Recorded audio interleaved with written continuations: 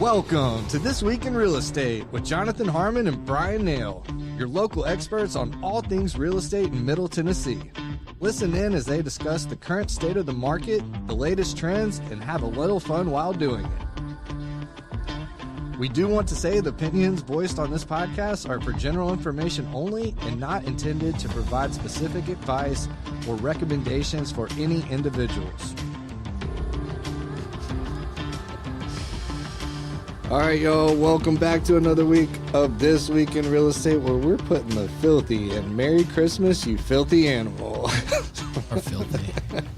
I like that. That's a good one. I mean, it has nothing to do with real estate, but I'm down. Keep the change, you filthy animal. Hey, Trent, can we do the whisper version of this time? Can we all just whisper everything? I don't like that. It'd be wonderful. No. He doesn't like that. I think I just sounded like Batman. You wish.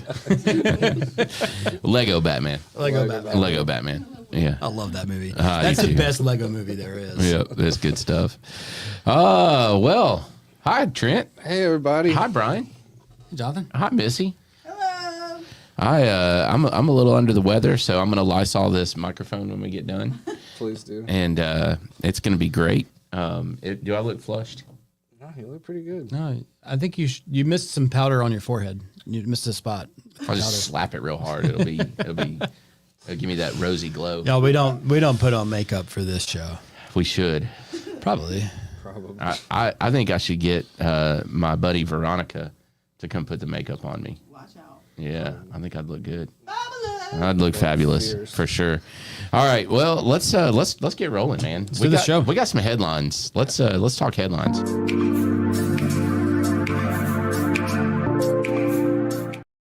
All right, let's go. Just a guy reading the paper, he says.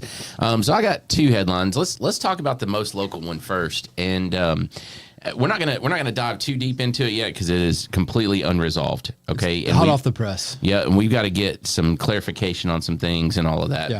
But Rutherford County School Board met last night, and as you probably know, one of the most important things, one of the things that drives specific, like hyper-specific, hyper-local real estate markets is always the schools. Always. Right? So if you're in a quote-unquote bad school zone, your prices are going to be lower than if you're in a quote-unquote good school zone. Now, the definition of a bad school zone and a good school zone is completely subjective, right? Sure. Like it's totally up to you what that looks like. So I'm not going to get into that part of it. But coming out of this, it sounds like there's going to be some open zoning at the high school level, which is very interesting. Is that new to Rutherford County to have an open zone? That I'm aware of, yes. I remember years and years and years ago, as a product of Rutherford County, I actually got an exemption to go to Smyrna High School because where I lived, I was zoned for Laverne High School. And I would literally ride the bus and drive past Smyrna High School. Yeah. Like actually drive past it. On the bus. On the bus. Their Laverne bus route drove past Smyrna High School. Like in front of the school. Like wave at all the Smyrna kids going to Laverne. Not sort of in front of it, but actually in front of the school. Wow. It was crazy. Yeah. And there's all kinds of reasons that they draw the zoning maps the way that they do. They try to follow different statistics for all the different demographics, whether it's socioeconomic or racial makeup or whatever, Sure. To try to balance the schools. And sometimes it works and sometimes it doesn't. And sometimes quite honestly, it's almost offensive the way that they go about it and the conversations that have to be had in order to accomplish that goal. And it sounds like, and Missy is kind of relaying some information has been to us this morning, that the answer was, forget it. We're just going to do open zones. So we'll keep you posted on that. The big advice that I give folks out of this is that if you've got a third grader living in your house or a fourth grader living in your house, and you go and you try to buy a house to determine where that third or fourth grader is going to go to high school, it ain't going to work, folks. You're ahead of the gun. Yeah, it's just not going to work. Yeah. Because by the time that third or fourth or fifth or even seventh grader, like, because they basically have these conversations every 2 years or so. Yeah. By the time that you get to where that kid's going to be in high school, it's probably going to change. Can you buy like really close to the school though, and be sheltered from that somewhat? Theoretically, but theoretically, you were driving past Smyrna High School on your school bus. Well, and when I first bought my house in downtown Murfreesboro, at that time when I bought it, that house specifically was zoned for Rockvale High School, right? Downtown Murfreesboro, directly across the street. That's kind of where the pie came together. Well, it had this weird little hook. Okay, and so from where my house was to go to Rockvale, which is where it was zoned, it was closer to go to Oakland, Siegel, Blackman, and Riverdale. They were all four closer. Yeah. And it was only 3 miles further to drive to Smyrna High School than to Rockville. Wow. That's a haul. That is a long way. But and from the school, I mean, they're paying for buses, right, to come to that area if they have to. So that's right. So can you buy really close to the school and hope that stays zoned? I mean, yeah. You can always hope. Yeah. There's always hope. Hope's not really a plan, you know? We had our goal planning session yesterday, and that was actually part of it. Should you buy a lottery ticket? That's not a good plan for getting rich. Yeah, hope's not a plan. So, I mean, theoretically, sure, right? But don't be surprised if you're let down. Yeah. Is the thing, right? So the good news is that real estate in Rutherford County is fluid. It is something that no matter what the market's doing, you can make adjustments. Yeah. And I'll say this too, for our school system, I think we do have, by and large, good schools across the board. I do. Mm-hmm. I agree. And you said this at the beginning, it's subjective. So like something that's important to one family may not be what's important to the next family. That's the key. And so when somebody asks if you are thinking about asking your realtor, is this a good school district? You're never going to get a straight answer from your realtor. Because we can't, first of all. You can't. By law, we can't say that. But also to that point, well, I need to know what's important to you, and you need to do your own research. Yeah. Is it a good school for the marching band? Is it a good school for football? Is it a good school for wrestling? Is it a good school for foreign language? Is it a good school for theater? Is it a good school because they have an incredible ACT prep and the average ACT score is higher than every? I mean, do they have a culinary arts program? I mean, the culinary arts programs in some of these schools is amazing.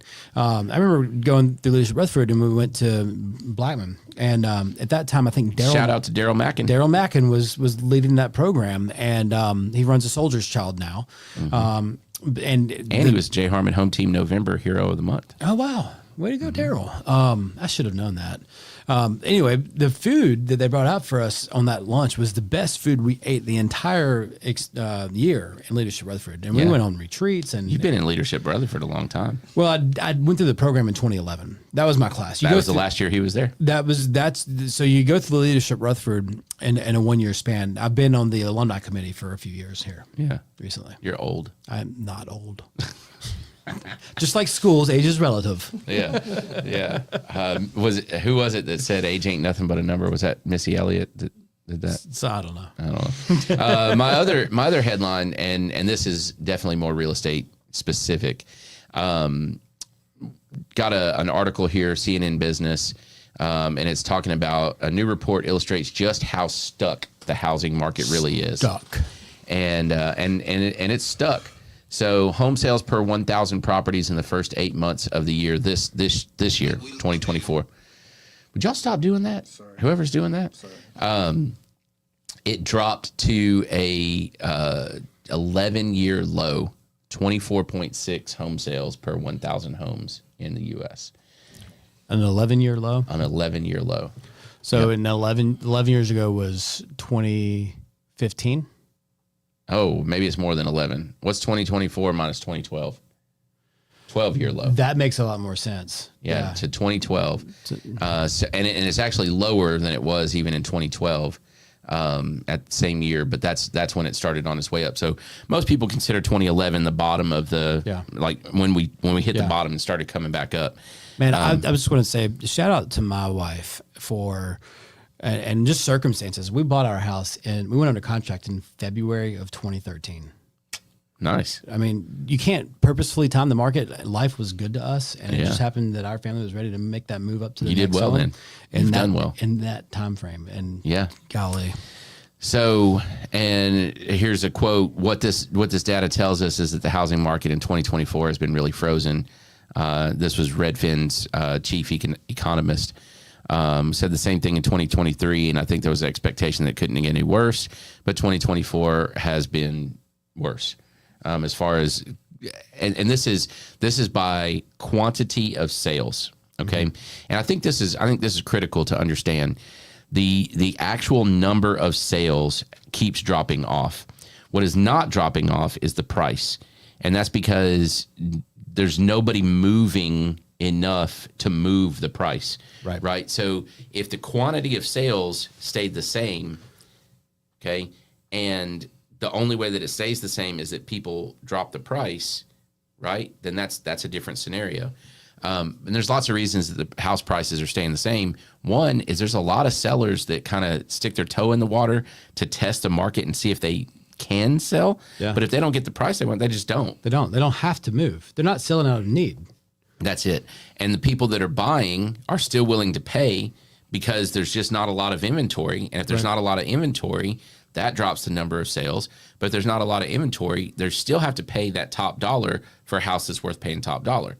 And what I think what we're going to see, if we could really, really cook the numbers down, is that the houses that are subpar are going to sell for less than they would have 3 years ago. But the houses that are great are going to sell for more than they would have 3 years ago. And so the average is that the average home sale moves up a little. Very incrementally. And we're talking about 4% is about what it's going to pace out to be. So there's value to be had out there for investors or people who are DIY enthusiasts. There's values out there. You need to be positioning yourself right now, whether you're a current homeowner or a first-time home buyer, to really kind of take advantage of that opportunity. Look for things like 2-1 buy downs. Look for things like seller credits for closing costs, negotiating for the seller to go ahead and knock out a couple of repair items before you even take possession of the property. So this is a good time to buy a house. It as much as we thought 23 was the first time we'd seen a buyer's market in a long time, really, honestly, that was kind of a level market. We probably are entering into a real buyer's market now. Now, by standard definition, we're not yet. Right, but I think we're entering into it. And I think that goes back to the value play. The houses that are already pristine and in the right, proverbial right school district or in the right area, they're still going to fetch top dollar. But there's opportunities out there to be had. Well, and there's one other little wrinkle that doesn't get reflected in any of these articles because honestly, it's just darn near impossible to track, and that is the buyer or seller concessions that happen as well. And we don't have a good way to track that. Our MLS does not track that. It tries to, but it's solely reliant on the listing agent putting the correct information in, and sometimes listing agents don't. And whether that's purposeful omission because they don't want to tip their hand and show that they gave up $25,000 worth of concessions, or they just get lazy when they put it in, or they forget. I don't know, right? It's not a required field for them to close out a property. Yeah. So, and they're not graded on it per se. So a lot of times it doesn't get filled in. So what this means is they might get a 99% of their asking price as a sales price, but they've given up $25K in closing costs. I'll say this is anecdotal. Okay. I've had one client who was under contract on a house, and they would normally be straight up conventional loan. Like that's where credit score is, where everything is, makes sense to be conventional. Only thing they're a little short on is funds for closing. So we're looking at FHA for these people, because with FHA, you can get 6% towards seller paid closing costs. You can get a 6% seller concession at 3.5% down. Mm-hmm. With conventional, they're not first time home buyers, so they would have to make a 5% down payment, and the max the seller could pay would be 3%. This client had a house under contract with the seller paying 6% towards their closing costs. That's a lot. It was enough to where they were able to pay for their upfront PMI at closing instead of adding it to the loan amount. To me, that's always the biggest thing. Like why it makes sense to go conventional instead of FHA for a lot of people is not only do you have the monthly PMI, MIP, you also have the upfront. Well, and the seller's got enough concession into the contract to pay that for you on the upfront, and you're getting a better rate for going FHA, then that makes a whole lot of sense. Mm-hmm. They let that house go. And I said, man, there must have been something really wrong with that house to let 6% seller concessions go. That's huge. And yeah. you know what they did? They went out and they got another house under contract with a 6% seller credit.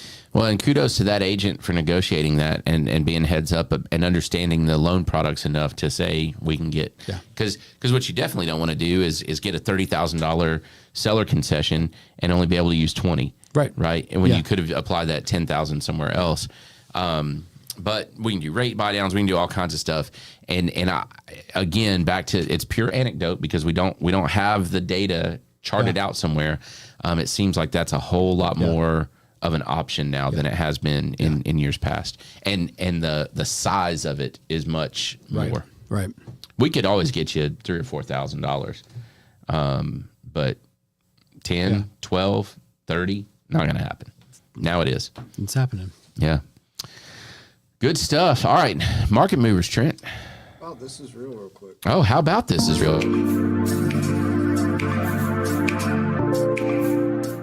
Just verbally gavelled you. Verbal gaveling.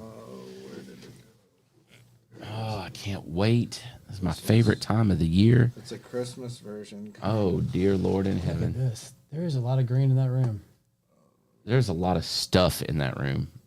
Yeah, it's pixelated. Oh, yeah. Shrink it down just a little so we can see it a little better. I can't. I mean, have you ever been to the Greenbrier? No. It's a hotel in West Virginia. it's wild. And they do an incredible Christmas decoration at the Greenbrier. This is one of these old, like, Dirty Dancing kind of resorts that wealthy families used Nobody to puts to go Bryan to. in the corner. Nobody puts this room in a corner because this room looks like it is straight out of the Greenbrier Hotel's Christmas decoration. I can't. Oh, no. Oh, man. Well, that's okay. I can't look There at wasn't it a whole anymore lot more anyway. to say. It was a fabulous, very green room. Fabulous room. Yeah. Lots of fake plants. Fabulous. No, you think those were fake? I hope that the ferns growing on the curtains were fake. If they weren't, then they all. Yeah. I'm not going to say mold, but they could have no, I think there's a planter box up there. Again, let's go moisture problem with that. All right. Yeah. Okay. How Bless about their market hearts. movers? Here we go. Market mover. Market mover.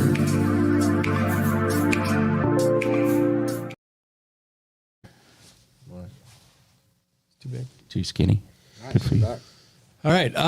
So today is the culmination of the last Federal Reserve meeting of the year, and the expectation is that they lower rates. It might be out by now. What they decided to do, but that's not the market mover because that's already forecasted, that's already planned, that's already kind of baked in. Later today, the minutes and the dot plot will come out. The Fed meets many times a year. 4 of those meetings, they release a dot plot, and that's where the members of the Federal Reserve Board forecast where they think rates will be in the future. And so that dot plot today is going to signal where the Fed thinks things are going in 2025, and that's the market mover. The other big thing is kind of like, what's the market? We expect kind of a hawkish commentary today. So what is the market's appetite for that hawkish comment, the hawkish commentary that might be coming out? So Can you give me an example of a hawkish commentary? So from the Federal Reserve's standpoint, that would be that we think that the economy is doing well. And because the economy is doing well, we don't anticipate that we will continue cutting rates in 2025, that we will kind of level off here. The cuts we've done, we want to kind of monitor those and see where they lead this economy to go. They could say things like that we are going to be closely monitoring tariffs, closely monitoring in inflation and some of the things that the new administration and the executive office might put into place that could cause inflation to increase. Those would be hawkish comments. It'd be some of those might be good for the economy, like more jobs and the stock market doing well. Those would be dovish comments for somebody who's watching the news hoping to see their 401k go up. But for somebody who's looking to see rates go lower, those would be hawkish comments. So there's a dichotomy there. What you might want might not be what I'm just so confused, man. Hawks and doves and bulls and bears and Well, surely bulls and bears you've got a handle on. Yes. Okay. Sort of. So bull market for the stock market is when stock market's going up. Bear market's when it's going down. Mm-hmm. And then hawkish and dovish would be kind of future, commentary, future forecasts. Hawkish means things are going bad. Dovish means everybody's happy. Everything's good. Think about peaceful dove. So when the doves cry, that's hawkish. I didn't know we were Prince. doing Prince this week. We should have been dropping in some all kinds of purple rain. It's a rainy day. It is. Purple. Is it purple? I need to go out there and check. R.I.P. Prince. You were one of my Anybody's favorites. still watching? We had this thing a couple of months ago where we were going to start dropping in band or artist. Yeah, it was one band. Who was it? It was Was it Chili Peppers? no, it wasn't Prince. No. It wasn't Chili Peppers. It was Green Day. It was Green Day. That's who it was. We like colors. Yeah. Colorful around here. All right. So I have one market mover, and as the year ends, you're going to see a bazillion people that are going to give their predictions on what the market's going to do. What is 2025 going to look like? And every expert under the sun is going to tell you what they think it's going to do. And the reality of it is, y'all, everybody's speculating. Everybody, right? And nobody really knows. And as from a market mover perspective, if you're thinking about moving in 2025, do it. Yeah. Like if it makes sense for you in your current situation, do it. You could end up being the 2025 version of Bryan Nale and buy your house at the perfect time. And in 2030, you go, golly, I'm so glad we bought a house in 2025. Yeah. That could be you. it could. Who knows? Maybe. Or you could be the people that bought their house in 2008 at the beginning of the year, and in 2030 you're like, you're upside down.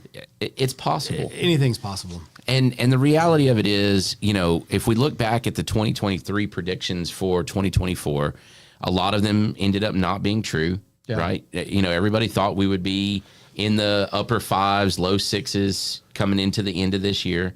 And very quickly that amended in 2024. And then it kept amending, you know, and I think a lot of predictions, this is my opinion. A lot of predictions are wishful thinking for what that person and their agenda and their industry hopes will happen. Sure. And so they're all shaded, right? Mortgage lenders and real estate agents are extremely optimistic, especially if it serves their purposes. Erica, if you're watching this, he said what you say all the time. Like, yeah, the sphere that we live in and the echo chamber, if you will, that we live in always tells us things are going to be great. Things are going to be great. And sometimes they're not. Let's face it, 2024 sucked. But hey, listen, that same Erica and Bryan Nale that bought a house in 2013 also bought a house in very late 2006. In fact, I'd have to go back and look, we might have closed in 2007. It was new construction. It was under contract forever. Sure. That was not a good time to buy a house, but by 2013, we were whole and able to move and put ourselves in good position. And I think that's the key. At the end of the day, it's your life. It's where you're living your life and making your memories and raising your family and living like just, you know, where do you want to spend your weekends? Where do you want to spend your evenings after work? And from an investment standpoint, there has never been ever in the history of ever in the United States a 5-year span where you didn't make money on real estate. Not 10 years, 5 years. 5 year. Yeah. 5-year span. So if you bought the day before, if you closed the day before the real estate market crashed in 2008, okay, like literally the day before it happened, and you bought at the very, very tip top, okay, as high as you could be, 5 years later, 2013, you would have made money. Yep. So the point of that is, if your time frame is realistic, okay, and you're, especially for your home, right? An investment property, it's a completely different conversation, right? We get into something a little more sophisticated. And it's not your life. It's not where you're making your memories. It's not where you're raising your kids. And the reality is, as long as your time horizon is okay, you're still okay. Yeah. Right? So if that's the case. And I think a lot of investors bought a house to try to get rich quick. If you did that in the late teens and the early 2020s, It's not that market. It's a long-term. Real estate has always been a long-term play. There was a window of time there where it could be a short-term play.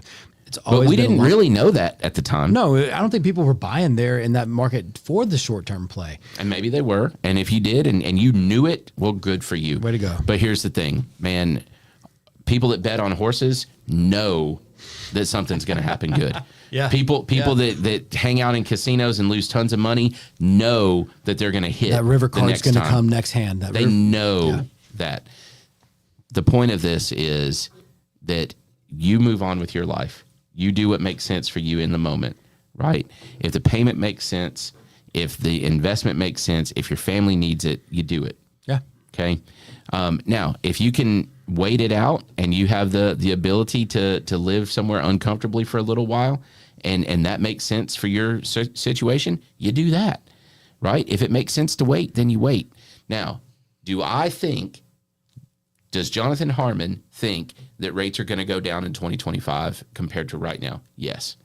Okay. Do I think that prices are going to come down substantially on houses in 2025? No. Okay. So based on those two bits of information, you make the decision of what's best for your family. Can I give mine? Yeah. I think rates stay pretty well flat. I think that we see a little bit more of this kind of rate market. Yep. A little up, a little down. A little up, a little down. At the end of the year, we're probably Trend is really flat. really flat. And I think prices probably do about the same. Yep, I agree. And look, can you, especially in a 365-day time frame, can you time the market? No way. Yeah. Like, no way. Right. Because it could literally close the day. Anyway, we can get into all of that. But is it the right move for you? That's the thing. And, how many of those predictions that are out there, they're fun to read, and there's a few of them that I trust more than others. I was going to say, look at the source and read from the opposite side of the political aisle that you sit on, and then read some neutral, and then read your guys' stuff. And ask yourself, what does this person have to gain with this prediction? Always pay attention to the source. Yeah. Yeah. So anyway, that's stuff. my market mover. That's some good stuff, fellas. How about a shiny penny?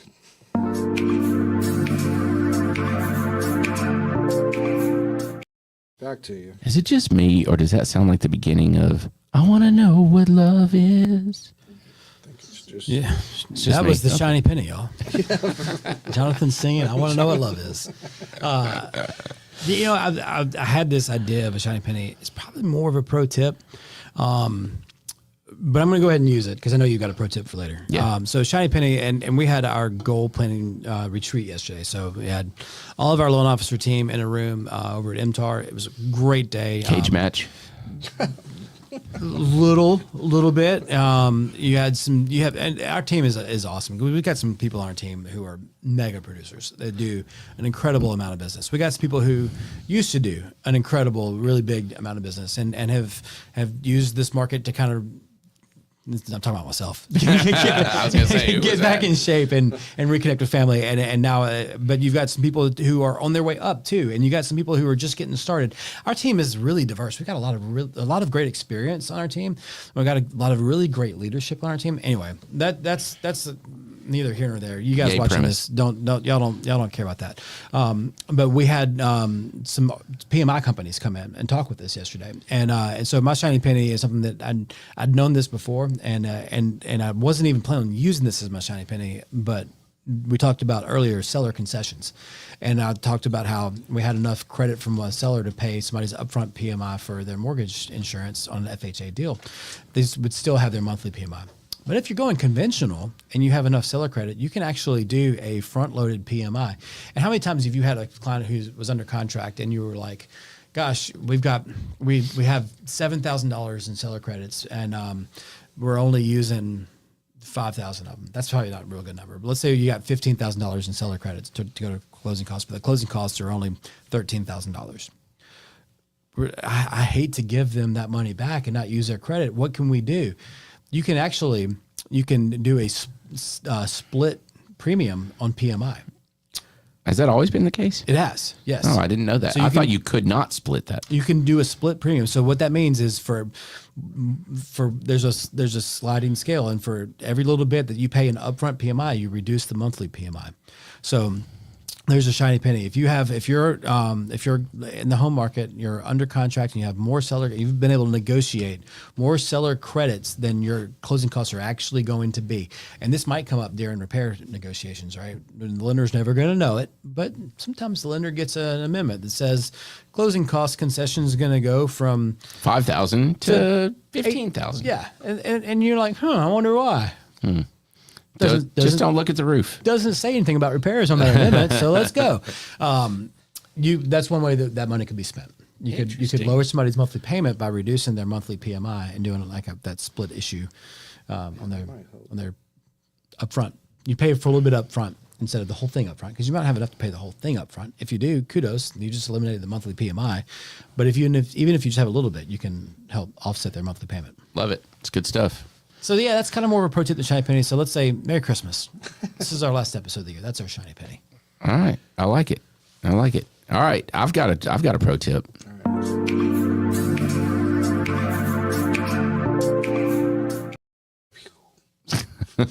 Back to you. Good job, Trent. We need a camera that's over here that gets the whole studio. Just so that Trent sometimes can just like focus in on himself when he's on point. He's been on point today. He has. This guy's been attentive. He's been a rock star all year. Yeah. Today he's really shredding. Yep, he is. All right, so here's my pro tip.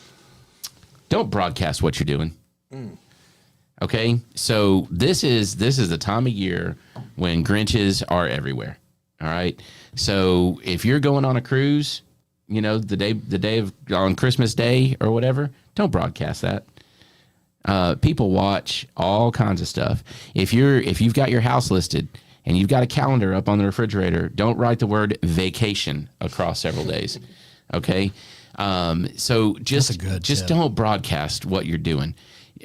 I know you're excited, and I know you want your friends to be excited for you, and I'm sure it's some type of a humble brag, or maybe not even all that humble. Maybe it's just a brag, whatever. But it's dumb. Don't do it. Okay. So share all your pictures when you get back. Yeah. And say, hey, look at the trip we just went on. Yeah. We're back in our house with there. my Smith & Wesson. Right. Okay. But what I'm saying is just be real careful about broadcasting. Especially this time of year. Especially this time of year. I mean, I don't know if you guys have ever experienced this, but every close relative that I've ever had that's passed away, we always put somebody at their house during the funeral. Have you guys ever done that? No, I don't think so. Because the funeral plans are in the paper, right? It's public knowledge essentially. So we always have somebody that's not quite as close that goes and house sits during the funeral. Never have thought about that. I've never thought of that. That's for lazy thieves. Like thieves right now are super creative. Like stealing 100 trees from a tree lot. Yeah, that's awful. See, and here's the thing. That just doesn't make any sense to me. Oh, yeah, that happened. Oh, yeah, the Boy Scout troop. Yeah, Boy Scout 100 troop. trees. What are you going to do with 100 trees? You're going to set up your own sales? I mean, come on, dude. Criminals should not have to work that hard. You got to go at least 2 counties over to move those. That's just... So going to an empty house at a funeral seems lazy. Yeah, I don't know. I mean, when you said that, it makes sense that you would do that. And it reminds me of the TV show Designated Survivor. You got to leave somebody behind just in case something will happen. I never would have thought that could be a thing, but yeah, it's a thing. It makes sense. Yeah. Yeah. So be careful on social media, right? Be careful what you tell the world, right? Because no matter how private you make it, it's not, right? And just be careful what you tell the world about what you're doing, what you have, where you're going to be, all of those kinds of things, because people watch it. And look, here's the thing. The criminal element in our area might only be 0.01%, right? But if you're the person that 0.01% targets, might as well be 100%. Yep. Yeah. And that point about the vacation calendars, like on your fridge, that makes sense. Because if you had an open house the week before, or just are there people who just go out and look at houses and just to see if they can find out something like that? Maybe.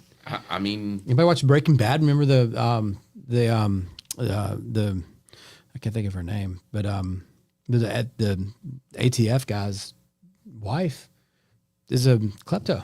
She goes in open houses and steals silverware and stuff, and she gets caught. So are people like that?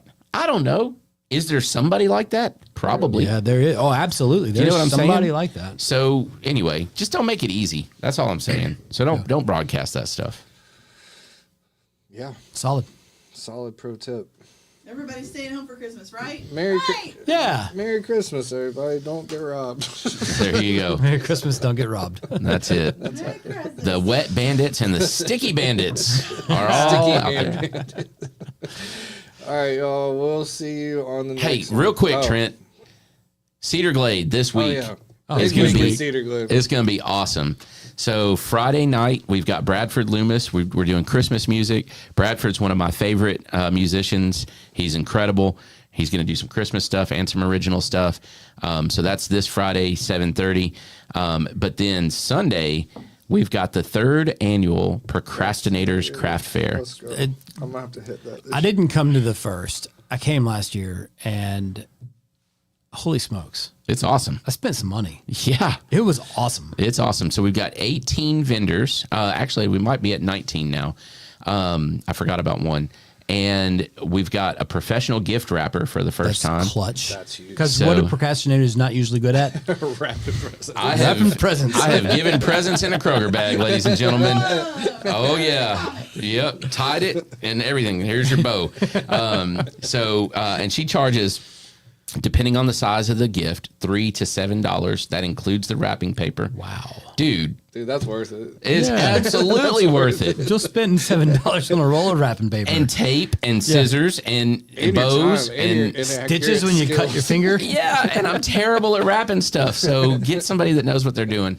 So here's the thing: you can come in. We've got a guy that does Damascus steel knives. We've got plants. We've got concrete planters, like little ones. They're like cast concrete. They're awesome. That's awesome. We've got wooden like those cool little wooden signs. We've got another guy that does some woodwork. We've got artwork by Glenn Hughes that's amazing. We've got pastries. We've got man, I know I'm going to leave stuff out. We've got guitar straps. freeze-dried candy. We've got guitar straps and picks and capos and stuff like Yeah, that. Different kinds of like clay jewelry, some bead jewelry. Like there's all Scrunchies. dude, there's all kinds of stuff. And you can buy it and get it wrapped and stick the wrap present in your trunk when you leave and you're done. That's fire. D-U-N. Done. Magical. Done. Hey, friends don't let friends buy cheap crap at Walgreens last minute. Amen to that. Man, Not everybody needs feel your attacked. vacuum sealed storage bags. I feel attacked. This sounds like experience to me. That's awesome. So anyway, that is Sunday from 11 to 3. It's going to be awesome. Awesome. Oh, and Heart of Vinyl will be there too. They're my favorite. So, What is harder vinyl? huh? For somebody- Used and some new, but mostly used vinyl records. Love that. Yeah, Justin Frazier does an amazing job. Love that guy. And New Year's Eve for Nourish. New Year's Eve for Nurse. If you don't have New Year's Eve plans, how many tickets are left? Is there a lot or not a lot? There's enough. There's enough. So that sounds like not a lot. That's great. Get it. Let's go. Fireworks 3 different times, or celebration 3 different time zones. Yep. So if you're, Games, red carpet, entrance. will the Ghostbusters be there? No Ghostbusters for New Year's. Man, Oh, that's too bad. can't win them all. All right. That's All right. it. Merry Christmas, everybody. We And love to all a y'all. good night. Appreciate y'all. God bless us, everyone. Thank you for listening to another episode of This Week in Real Estate with Jonathan Harmon and Bryan Nale, your go-to resource for all things real estate in Middle Tennessee. Be sure to like, share, follow, subscribe, and leave us a 5-star review. We will see y'all on the next one. Now for the nitty-gritty. Primis Mortgage Company is a subsidiary of Primis Bank, a member FDIC. Primis Mortgage NMLS number 1894879, BK number 1042893, ML number 1894879. As always, all loans are subject to credit approval and product guidelines. Equal housing lender.